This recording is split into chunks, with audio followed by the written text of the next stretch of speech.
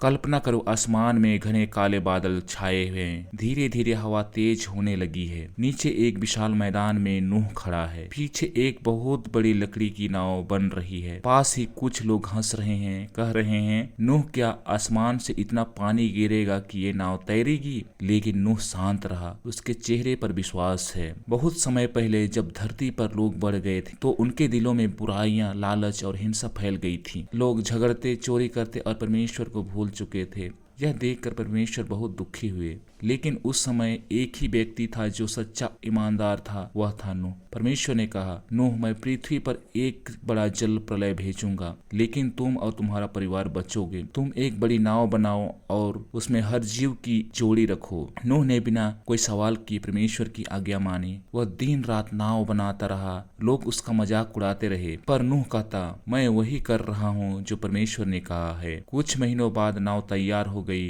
3 मंजिल ऊंची, मजबूत लकड़ी की और तैरने के लिए तैयार। नूह ने अपने परिवार के साथ साथ हर जानवर की एक एक जोड़ी नाव में रखा। हाथी, शेर, बकरी, पक्षी, यहाँ तक कि छोटे कीड़े मकोड़े भी। फिर एक दिन आकाश काला हो गया, बिजलियां चमकने लगी, हवा तेज चलने लगी और फिर बारिश शुरू हुई। 40 दिन और 40 रातों तक बारिश होती रही। नदियां, जंगल, पहाड़ सब डूब गए। सिर्फ नूह की नाव पानी पर तैर रही है। अंदर जानवर सुरक्षित थे और नूह परमेश्वर की प्रार्थना कर रहा था।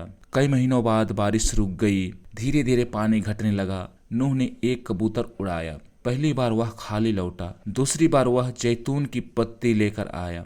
नूह समझ गया कि जमीन सूखने लगी है। नाव अरारत पर्वत पर जाकर रुक गई। नूह और उसका परिवार बाहर निकले। चारों ओर हरियाली थी, हवा ताजा थी। उन्होंने परमेश्वर का धन्यवाद और बलिदान चढ़ाया।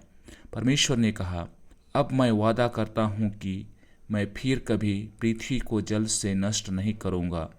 और तभी आकाश में एक इंद्रधनुष दिखाई दिया जो उस वादे का प्रतीक था। The moral of the story is, सच्चाई और विश्वास हमेशा सुरक्षा देते हैं। परमेश्वर उन लोगों को बचाते हैं जो उनकी बात मानते हैं। हर तूफान के बाद एक नया सवेरा आता है, जैसे बारिश के बाद इंद्रधनुष आता है।